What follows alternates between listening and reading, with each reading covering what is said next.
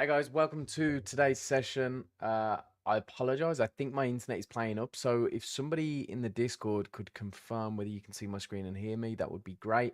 And also, if we've got anybody watching on YouTube, X, or Instagram, if you could tell me whether you can hear and see me, that would also be fantastic. If you've been to these sessions the past like week or two, you'll know I've been saying that they've been doing some work on my estate recently. And I think they've damaged one of the internet lines or the broadband lines that comes through the estate because, yeah, I've been struggling to get a decent connection to do these streams over the past couple of weeks, which is super frustrating. And before we jump in, I just want somebody to confirm that you can hear me. I know Discord has been having the most issues over the past couple of weeks, so as long as I'm clear, we can get started.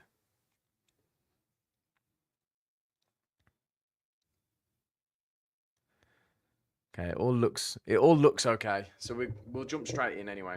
If at any point throughout the session my audio starts breaking up, please don't hesitate to let me know. Just pop a message in the chat, regardless of the platform that you're watching this on, and I'll stop and I'll see if I can readjust some things to make sure that the audio is working.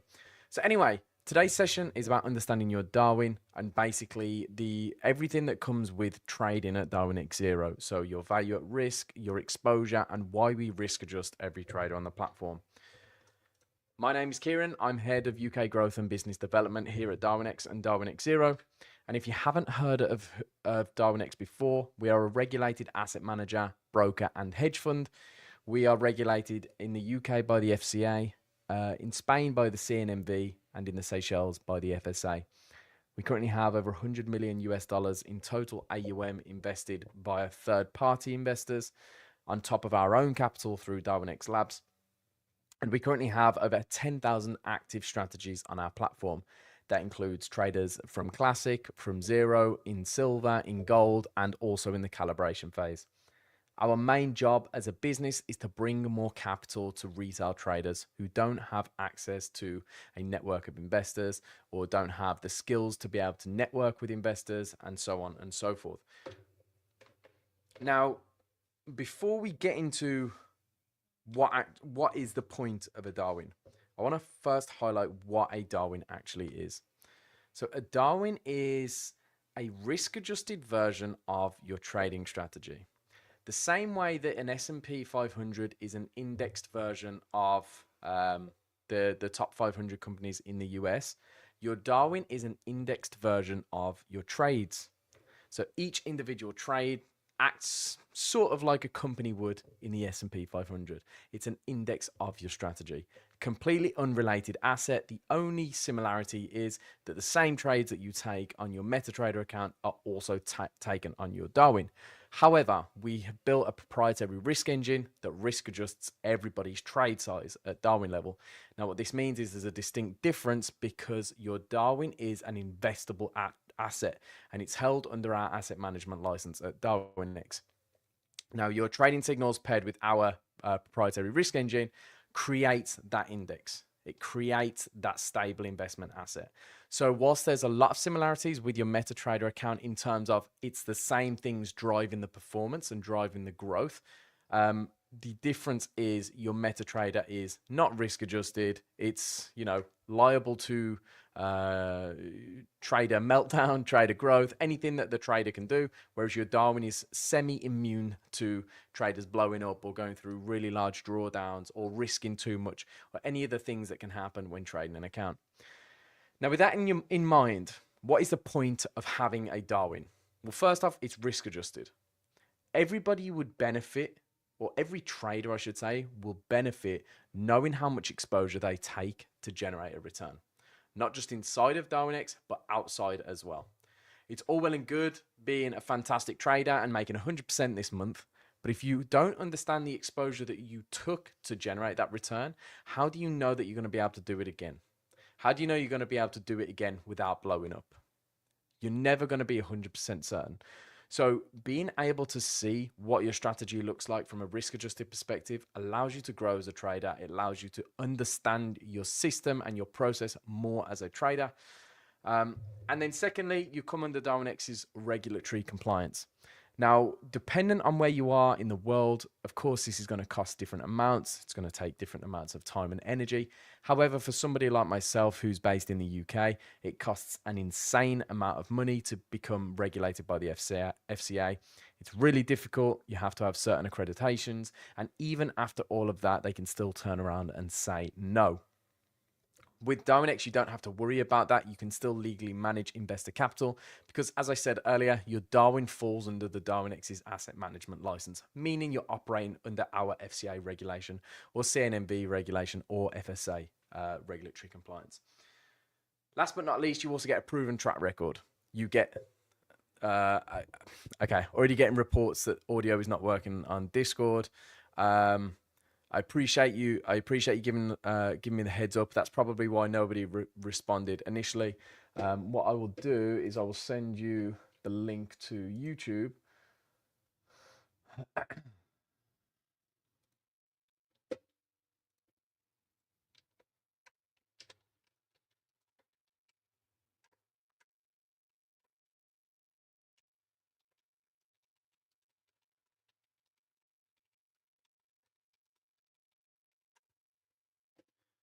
There we go. I've sent the YouTube link to the guys in the Discord, so hopefully they can join the YouTube session.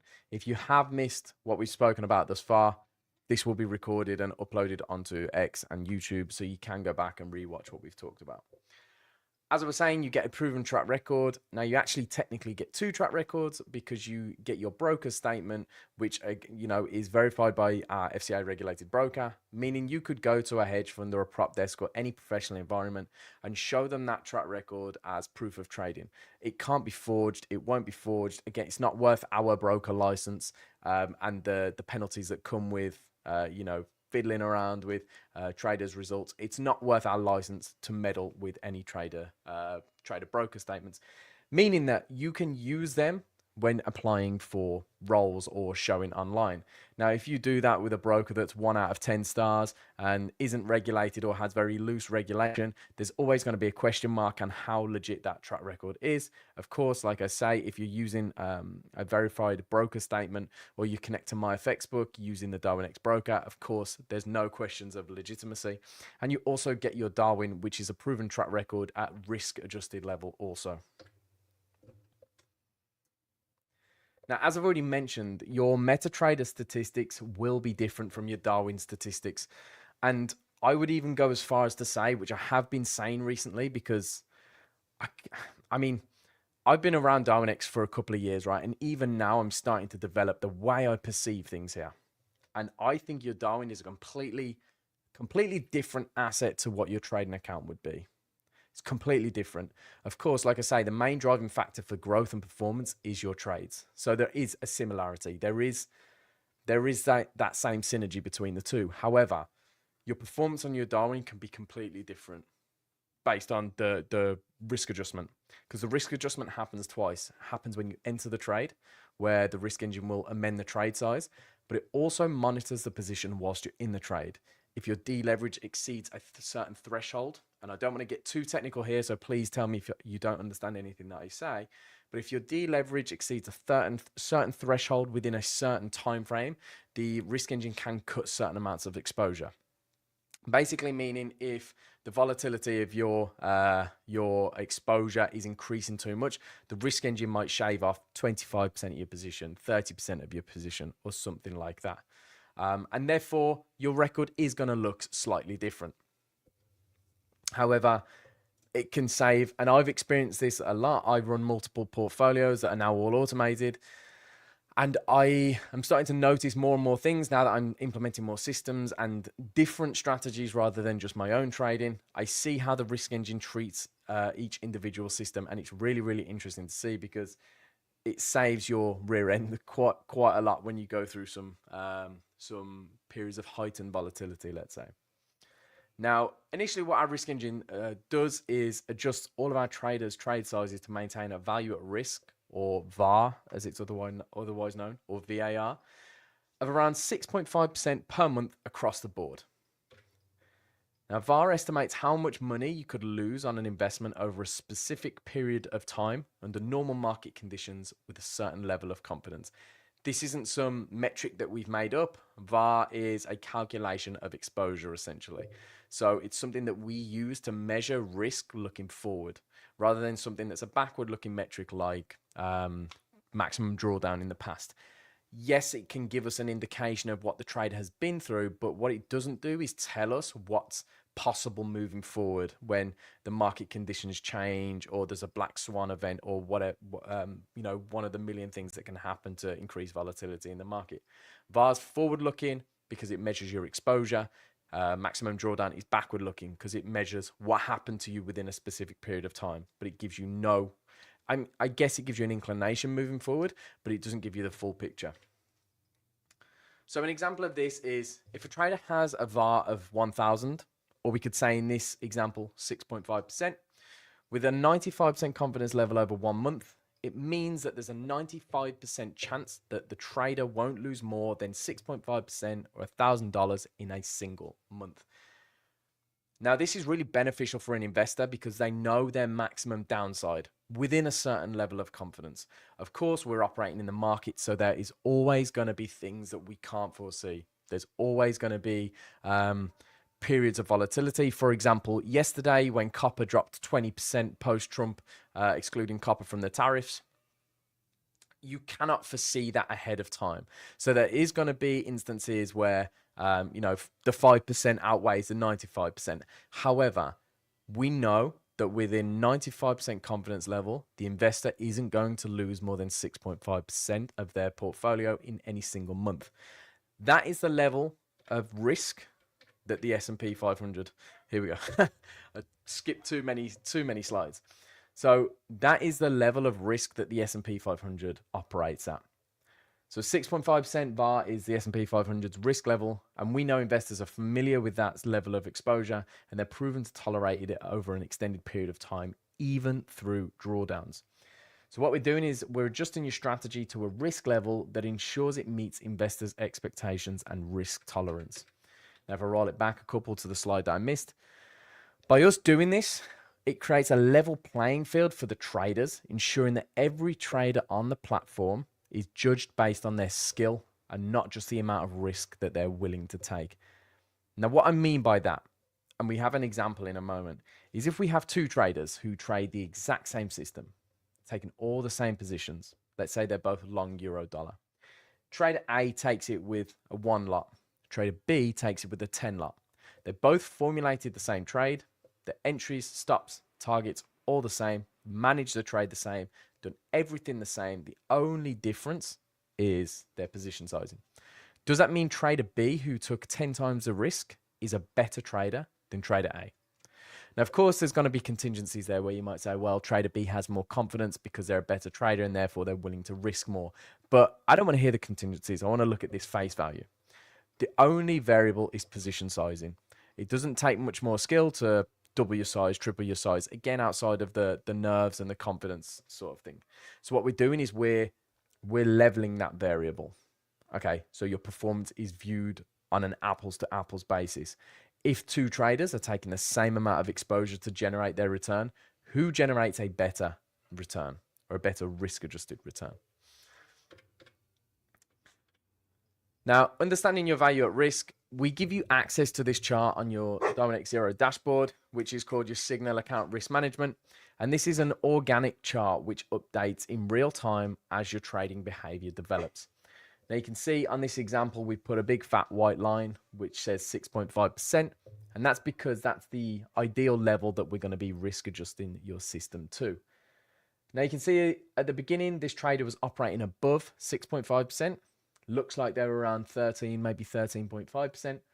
So at that point, what the risk engine is going to be doing, every time a trader opens that position, they're going to be tuning their risk down pretty much by 0.5x. So they're going to be cutting their size in half. So every 10 lot trade that this trader takes on their MetaTrader account, their Darwin's going to be opening 5 lots or 5 contracts.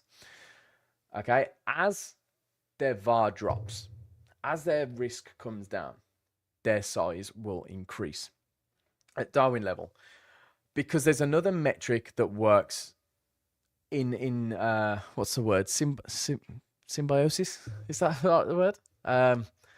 I don't know what the right word is. There's two metrics. You have your VAR and then you have your risk multiplier. And what they do is they're inversely correlated. So if your VAR increases, your risk multiplier will decrease. If your VAR decreases, your risk multiplier will increase. And the risk multiplier is just the multiplier factor between your MetaTrader account and your Darwin, which says, you know, for example, if you have a 1-to-1 risk multiplier, every 10 lot that you take on MetaTrader, you'll take 10 lots on your Darwin. If your risk multiplier is 2x, then every 10 lots that you take on MetaTrader, you'll take 20 lots on your Darwin. And so as the value at risk is dropping on this chart, the risk multiplier is going to be increasing. As the trader crosses past 6.5%, about halfway on this chart, their risk multiplier is pretty much going to be a 1-to-1. So their Darwin is going to be taking the same size as what they take on their MetaTrader account. As the trader keeps going further south, below 6.5%, the risk engine is actually going to be increasing their size at Darwin level. So as they hit 3.25%, for example, the risk engine's the risk multiplier is probably going to be at 2x or around about that level, meaning that if the trader takes a 1-lot trade now on their Signal account or their MetaTrader account, their Darwin's likely going to take 2 lots. And like I say, this is a living, breathing chart. It will update in real time as your trading behavior develops and changes, if it does change. The main thing here is consistency is the most important factor. I generally don't say that there's a bad value at risk level or a bad risk multiplier. I also don't think there's a good value at risk or risk multiplier. The only thing I would say is Darwinex has been around for almost 15 years. Okay, Darwinex Zero not that long, but Darwinex has been around for almost 15 years. So we've been watching tens of thousands of traders over the past 15 years. And we can say categorically, a trader with a value at risk above 30% has an exponentially higher percentage chance of blowing up their account or going through a significant period of drawdown than traders underneath 30%. Now, what I mean by that is if your value at risk is 10%, you probably have a low risk of ruin, meaning it's probably unlikely that you're ever going to blow up your account, okay? The difference between traders at 10% to 20% is probably minimal. Like, it's probably quite low. At 20% value at risk, you also probably have a very slim chance of ever blowing that account. As you get to 30%, again, it's probably minimal change. 30%, maybe you'll have a decent drawdown, but you're still unlikely to blow your account. At 40%, that exponentially increases. You now have a really high chance of going through a high drawdown or blowing up your account eventually, because the risk that you're taking statistically soon, or maybe it might take 6 months, maybe a year, maybe even 5 years. Statistically, from what we've seen, you will blow up your account or go through a big drawdown. There's a great example of this. There's a famous martingale strategy called Waka Waka. I'm sure the majority of you have heard of Waka Waka. It had a 5-year track record with a max drawdown of roughly 12%, I believe. That was operating with a value at risk above 30%, and it lasted for 5 years, if you believe it or not. In the 5th or the 6th year, it went through a 72% drawdown overnight, straight away. It lasted for 5 years, operating at such a high value at risk.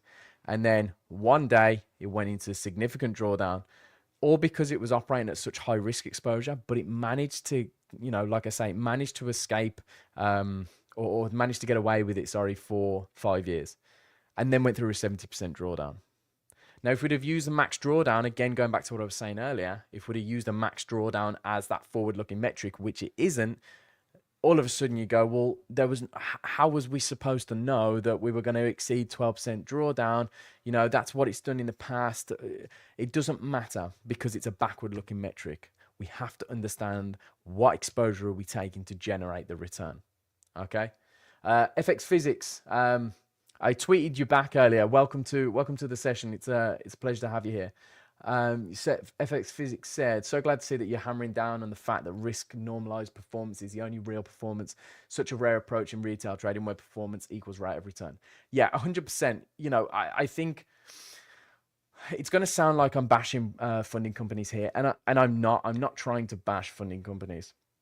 However, the rise of those companies has built this artificial trading environment where traders don't actually know how bad they are. and B, traders don't actually understand how much risk they're taking. Because when you put artificial barriers or artificial targets in place where you say you can only lose 10%, you've got to make 15%, etc., whatever it may be, whatever the rules are, you don't trade as you would on a personal account or with investor capital because you have 10K limits either side, let's say. Now, what that does is mentally, it's made people think 10% drawdown is kind of the end of the world. Okay. And it's skewed with what people perceive as being normal. Now, equally, people who, for example, you know, you could be a losing trader. And I give this example a lot. If you're trading with funding companies, let's say you bought $10,000, $100,000 challenges. Okay. So you've got $1 million in potential capital. You spent $5,000 to acquire those challenges, and then you blow 8 of the accounts. Okay. So you lose 80K. So you're down 80K. So from that 1 million starting point, you're down to $920,000 in equity. So you're down 8%. Let's say you pass 2 accounts. That would be 30K in equity because 10% and 5% times 2 is 30%. So you've made 30K. At that point, you're still down 50K. So you're still down 5%. Now, if the trader makes 10 grand on top of that from those 2 accounts and takes a payout of 10 grand, technically the trader's up 5K because the trader only paid 5 grand for all those challenges, but they made 10K. So they're up 5K. They've doubled their money. But actually, when you look at their return from their equity curve, or sorry, from their equity pot at the start from $1 million, they lost 80, they made 30, then they made 10. They're still down like 40K or 4%.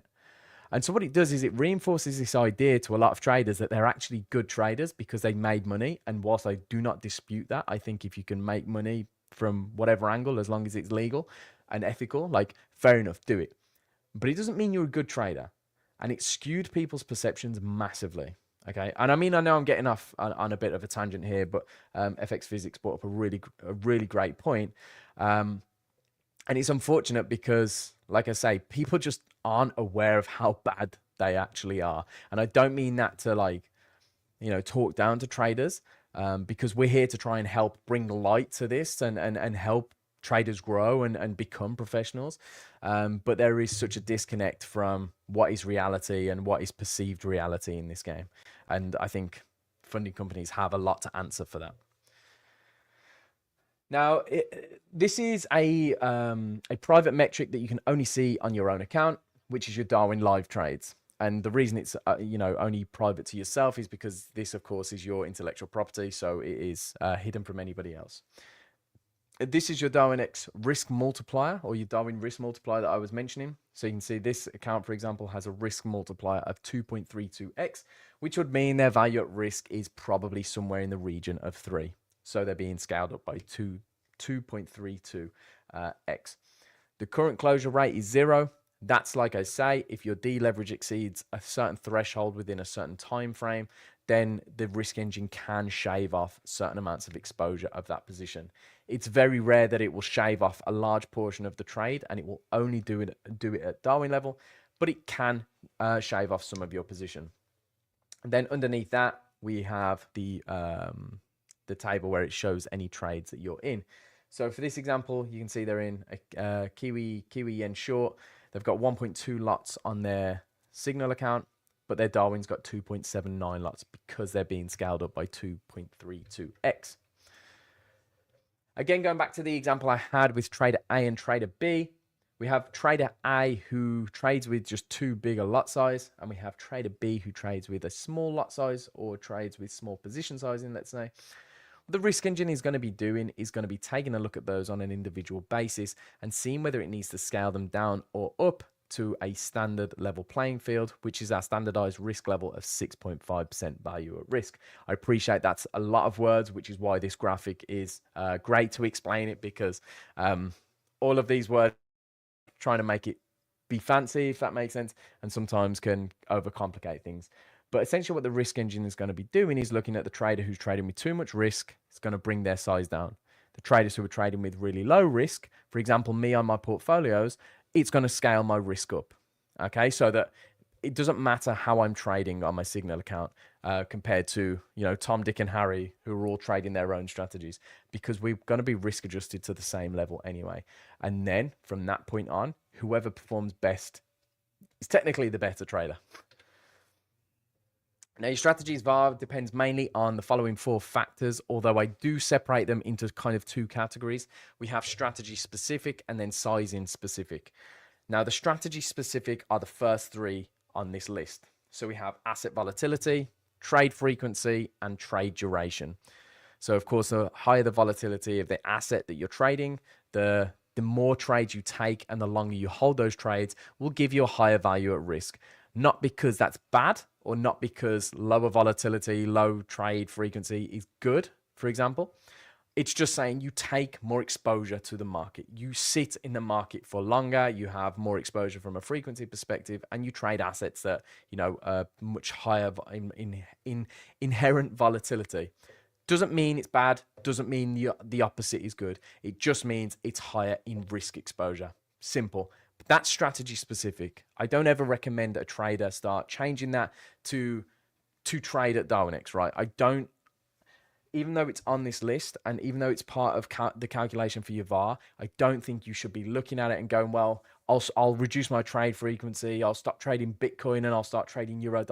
We don't want you to change your system. It's not beneficial for us or for you to start changing your system. However, the position sizing specific, which is simply your trade size or your position size, that is the one factor that you can change as the trader without having to change anything in your strategy. It's as simple as instead of risking 10 lots, you might be risking 5 lots or 2 lots or 1 lot.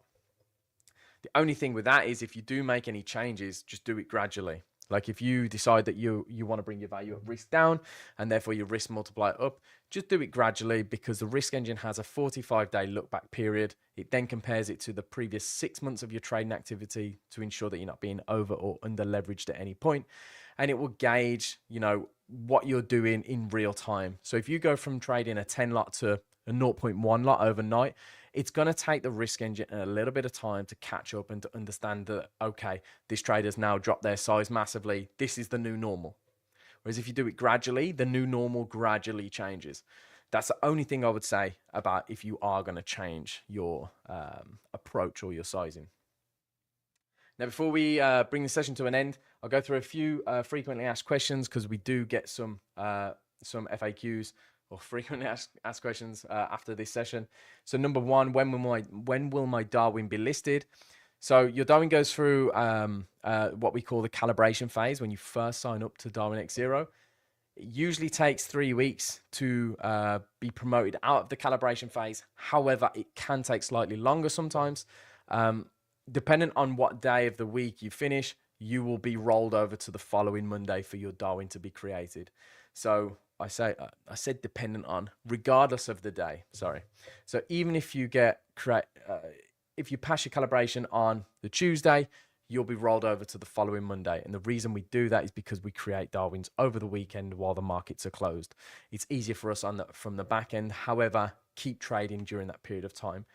Which brings me on to the second question. Should you stop trading whilst it's being listed? Absolutely not. I don't advocate you ever stop trading, not for being listed, not for gaining allocations, not for performance fees. I think you trade as you can trade best. Don't change your approach for a company, like ever. Don't change your approach for an allocation, ever. Keep trading as best as you can for as long as you can. And if you're profitable, the rest will fall into place. Number 3, should I increase or reduce my risk? I've already been through this. I think you can get caught chasing your tail because your Darwin will always be risk adjusted regardless of how much exposure you take at Signal account level. So you're kind of caught chasing your tail because even if you work really hard to bring your VAR down, your risk multiplier is going to go up and your Darwin will come out at the same result anyway.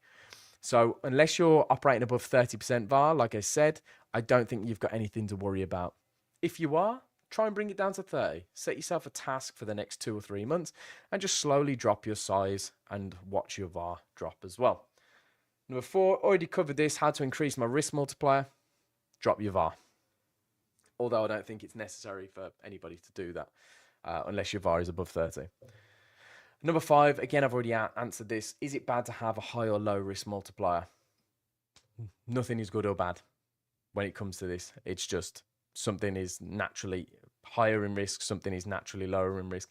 A lot of traders don't like to admit that. Again, perception gets skewed from funding companies and these accounts with specific rules in place. You know, there is no good or bad. There's just naturally this system is higher in risk. Naturally, that system is lower in risk. FX Physics says, you're doing God's work in this space. No joke. Thank you for keeping it real. Cheers. I appreciate that massively. It's been a long time to try and get this message across, but I really think now like people are waking up to the reality of this space, right? You know, there's a lot of bad actors in the space. Again, not throwing shade on anybody, but when you speak to professionals, they get it. Okay, they just get this stuff. When you speak to retail traders, they're happy kind of, not every retail trader, but a lot of the traders who've been influenced by these companies or gurus online, they like staying comfortable in what's it called? In the unknown. Like they don't know what they don't know, right? So they're a little bit ignorant, and they're blissfully ignorant, and you know, it's hard to try and explain to that person that they need to make a change because they don't think that they need to make a change. But I appreciate your message anyway. Indra says, sir, I want to ask whether the Darwin is real-time data. Since today I made over $2,200, but my Darwin only increased about 0.5%. I'm presuming your Darwin is live. If it's in the calibration phase, I would say just give it some time and it will likely update. But if it's live, I mean, you've missed a whole session, so it might be worth going back and rewatching the session, but your Darwin is a risk-adjusted version of your strategy. So it should update in real time. But if you're in the calibration phase, of course, you know, it shows your actual MetaTrader statistics. So I would just give it a, you know, an hour or two and it will update. But if your Darwin is live and it's currently being risk adjusted, then yeah, that could be why it's showing a difference in return.